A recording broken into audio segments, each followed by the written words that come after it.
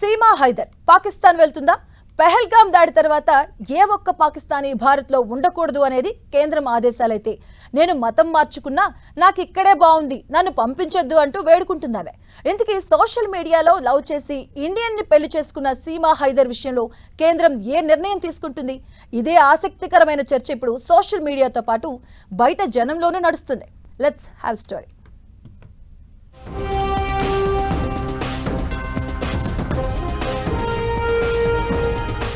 పాక్ నుంచి వచ్చి భారతీయుడిని పెళ్లాడిన సీమా హైదర్ ఇప్పుడు పాకిస్తాన్కి తిరిగి వెళ్లనంటోంది.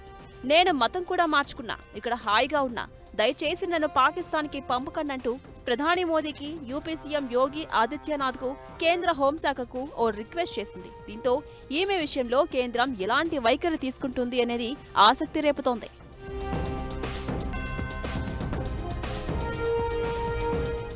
పాకిస్తాన్ నుంచి ఇండియాకు వచ్చి మీనా అనే యూపీ యువకుడిని పెళ్లాడిన సీమా హైదరీ ఈ మధ్యనే ఓ బిడ్డకు జన్మ కూడా ఇచ్చింది. తనని మొదటి భర్త బెదిరిస్తున్నాడంటూ ఓ 10 రోజుల క్రితమే ఆరోపించింది కూడా. ఈలోపు పహల్గాంలో ఉగ్రవాదులు దాడి చేయడం, భారత్ కఠిన చర్యలకు దిగడం జరిగిపోయాయి. ఏ పాకిస్తానీ కూడా మే 1 తర్వాత ఇండియాలో ఉండటానికి వీల్లేదంటూ హోంశాఖ ఆదేశాలు జారీ చేసింది.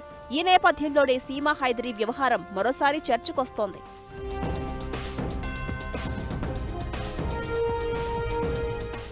సోషల్ మీడియాలో పరిచయం కావడంతో మొదలైన ఈ విడ్డూరమైన ప్రేమ కథ ఇప్పుడు ఎలాంటి టర్న్ తీసుకుంటుంది? కేంద్రం ఆమె విజ్ఞప్తికి అంగీకరిస్తే సరే, లేదంటే బలవంతంగా సీమా హైదరీ పాకిస్తాన్కి వెళ్లాల్సిందే. అయితే ఆమె మొదటి భర్త నుంచి ముప్పు ఉందంటూ ఇప్పటికే ఆమె ఆరోపించిన నేపథ్యంలో బోర్డర్ దాటిన తర్వాత ఆమె పరిస్థితి ఏమిటనేది ఉత్కంఠ రేపుతోంది. ఆమె తరపు లాయర్ మాత్రం కేంద్రం ఆమె విజ్ఞప్తిని అంగీకరిస్తుందనే ఆశాభావంలో ఉన్నారు.